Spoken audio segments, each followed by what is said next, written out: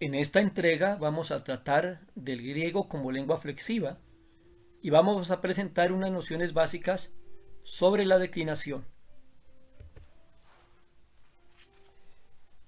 Las lenguas, de acuerdo a su funcionamiento interno, se pueden clasificar en aglutinantes, en aislantes y en flexivas.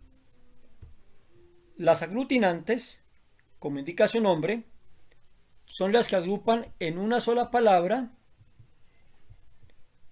varios elementos, cada uno de los cuales posee una significación fija e individual. La lengua turca, la lengua finés, pertenecen a este tipo de lenguas. Aquí encontramos un ejemplo del finés. 4 elementos: infinitivo, el pronombre, el tiempo pasado pretérito, la pregunta, en una sola palabra para expresar esta idea. Sano inco, dije yo. Las aislantes utilizan palabras distintas para representar cada elemento de significado. Suele presentar poca flexibilidad en el orden de las palabras. El chino, el vietnamita, son lenguas de este tipo. El inglés tiene muchas características que le aproximan a este tipo de lenguas. Aquí encontramos un ejemplo de la lengua china. 2 elementos que están separados, que significan venir, y el pretérito lai li, que forman la idea vino. Las lenguas flexivas, como el griego, el latín, el árabe, el español, prefieren cambiar la forma de las palabras para conseguir significados y categorías distintas, en vez de aglutinar diferentes elementos. Este cambio, ¿cómo se logra? A través de partículas con significado gramatical que se denominan morfemas. Aquí tenemos un ejemplo: amas, amábamos, amaran. En el primer caso, amar más la segunda persona del singular. Aquí encontramos el verbo amar más el pretérito imperfecto más la primera persona del plural. Y aquí el verbo amar más el pretérito imperfecto de subjuntivo más la tercera persona del plural. El latín y el griego tienen un carácter flexivo más notable que el español, pues utilizan este método descrito para expresar las funciones sintácticas que desempeñan los sustantivos y los adjetivos en una frase. El español y algunas otras lenguas, para expresar las funciones sintácticas, utilizan el orden de las palabras o se valen de preposiciones, y en la conjugación utilizan, más que en el griego y en el latín, los verbos auxiliares.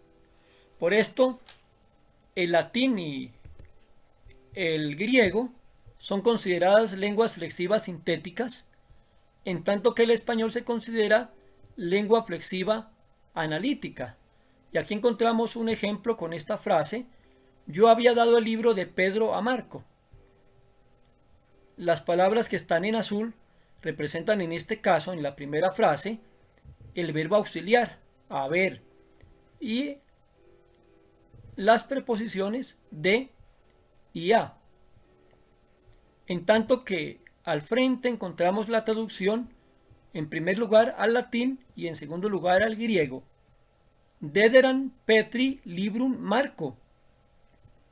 Y encontramos estas partículas que se agregan y que cambian el sentido de la frase. Esta es en griego: ededokein to tu Petru biblium to Marco.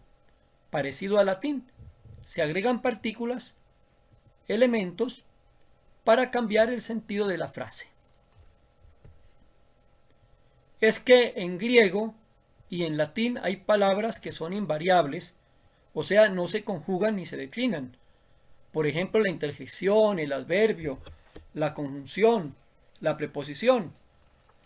Pero también hay palabras que son variables, o sea, aquellas que se conjugan o se declinan. ¿Cuáles se declinan? Por ejemplo, el sustantivo, el adjetivo, el pronombre y en el caso del griego el artículo. Y se conjuga, tanto en latín como en griego, el verbo. Las variaciones en las palabras variables indican accidentes gramaticales. Las formas verbales presentan 5 accidentes: persona, primera, segunda o tercera; número singular o plural; tiempo, presente, pretérito, futuro; el modo puede ser indicativo, subjuntivo, imperativo; la voz, activa o pasiva, y en el caso del griego una más, que es la voz media; y las formas nominales y pronominales presentan las siguientes variaciones: el género, masculino, femenino o neutro; el número, singular o plural; y el caso, que lo vamos a ver a continuación en el tema de la declinación. Según lo que dijimos anteriormente, los sustantivos y adjetivos, pero también a veces los pronombres, los artículos en el caso del griego, ofrecen una terminación diferente según la función sintáctica que desempeñan en una oración. Veamos el ejemplo. Marcus es altus. Traduce Marcus es alto. En este caso, Marcus hace las veces de sujeto. Marcus. En la segunda frase, video Marcum. Veo a Marco. Marcum es un objeto directo, por eso es su terminación un. Y en la tercera frase, do librum Marco. Doy un libro o doy el libro a Marco. Marco hace las veces de objeto indirecto, por eso su terminación es en o.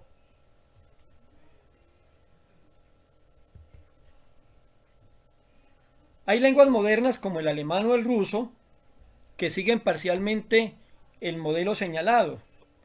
Incluso pues en el español, si nos fijamos bien, podemos percibir algún resto heredado del latín, en que una palabra cambia su forma según la función sintáctica que desempeña, y no nos produce la mayor extrañeza.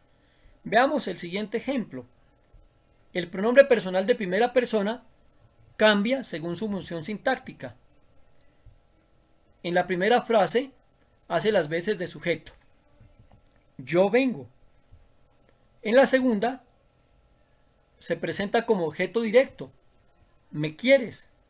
Y en la tercera, objeto indirecto. Dímelo a mí. A las distintas variantes que puede ofrecer una palabra lo vamos a denominar casos. Y a las terminaciones, o sea, a los morfemas, como us, un, o, los vamos a llamar desinencias. Todos los sustantivos y los adjetivos del griego y del latín encajan en alguno de los modelos de declinación. En el caso del griego hay 3, primera, segunda y tercera declinación. En el caso del latín hay 5.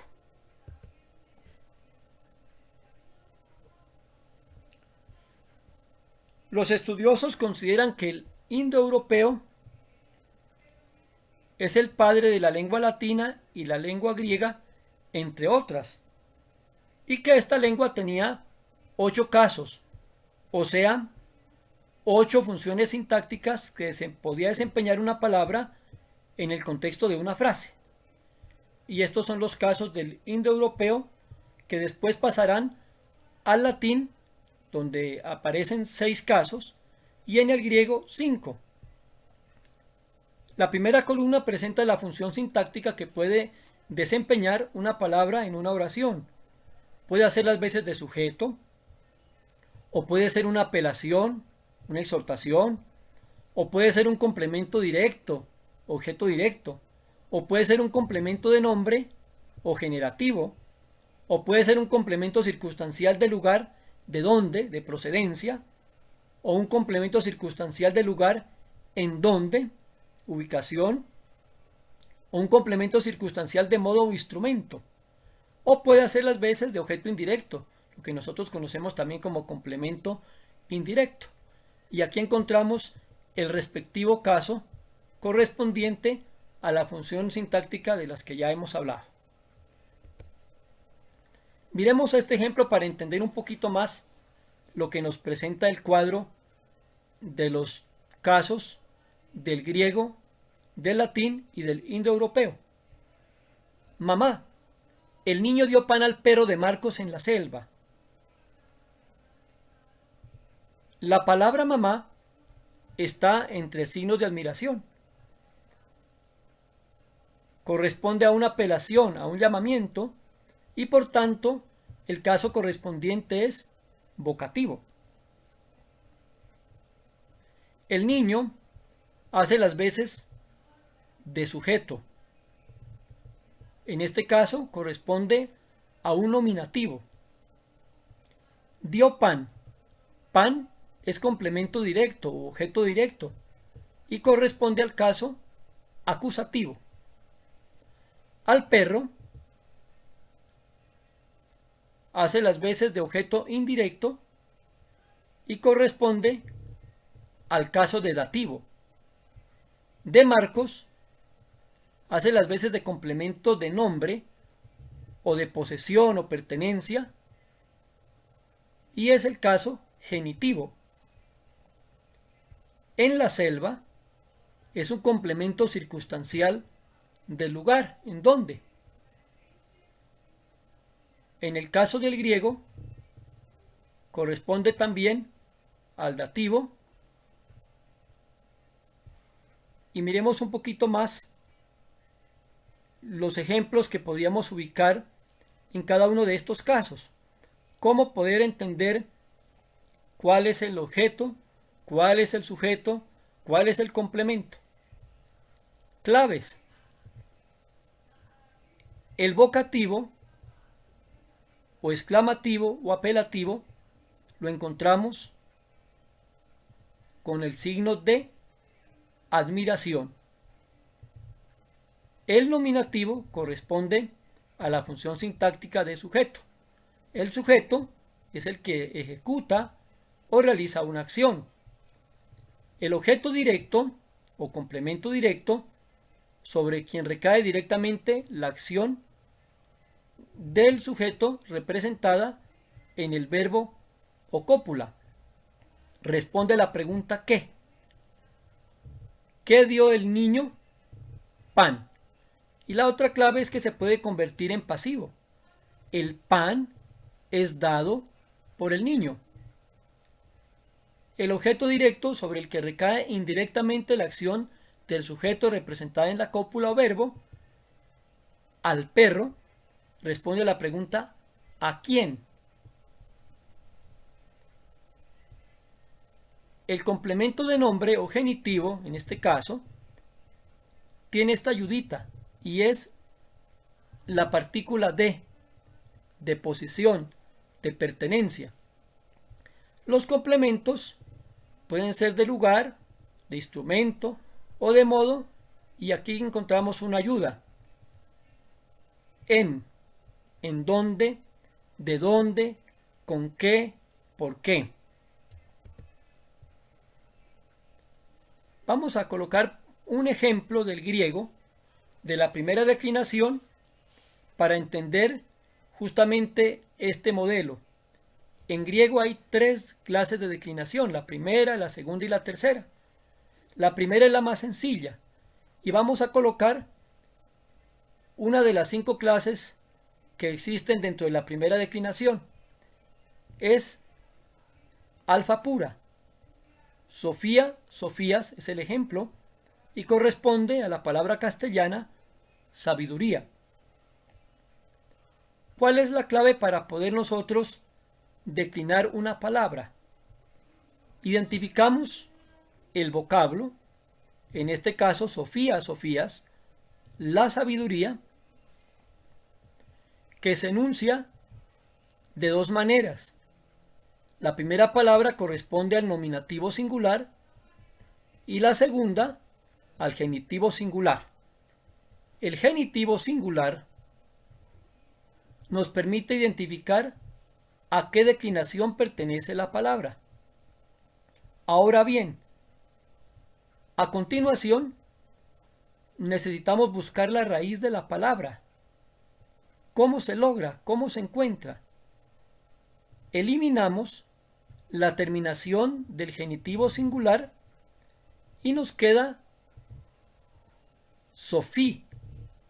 Sofí se convierte en la raíz, o sea, el elemento que no varía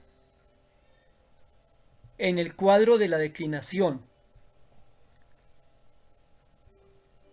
tanto en singular como en plural, permanece.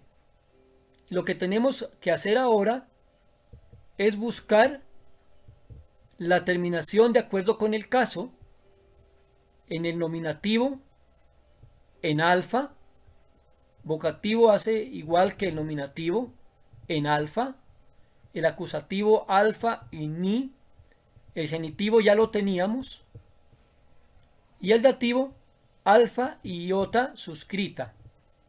Esto para el singular. De tal manera que tenemos Sofía, Sofía, Sofían, Sofías, Sofía. Y para el plural, las terminaciones alfa, iota para el nominativo, igual para el vocativo, alfa y sigma para el acusativo, omega y ni para el genitivo, alfa, iota, sigma para el dativo. Sofía y, Sofías, Sofión, Sofíais. Recordemos que cada uno de los casos responde a una función sintáctica diferente de la palabra en la oración, y esto nos podría servir como pista en el caso de una traducción. Para una traducción, nosotros buscamos la palabra correspondiente en griego, en este caso Sofía, Sofías. Buscamos la función sintáctica que desempeñe la palabra en la oración y la ubicamos en este cuadro para cada uno de los casos. Si hace las veces de sujeto, entonces hablamos de nominativo, singular y plural. Si es una exclamación, si es un llamamiento, si va entre signos de admiración, tenemos un vocativo, puede ser singular o plural.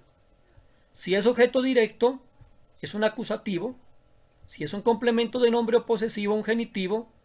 Y si es un objeto indirecto o un complemento circunstancial, va en caso dativo. Ubicamos ahora la raíz que se busca quitando la terminación del genitivo singular y nos queda la raíz.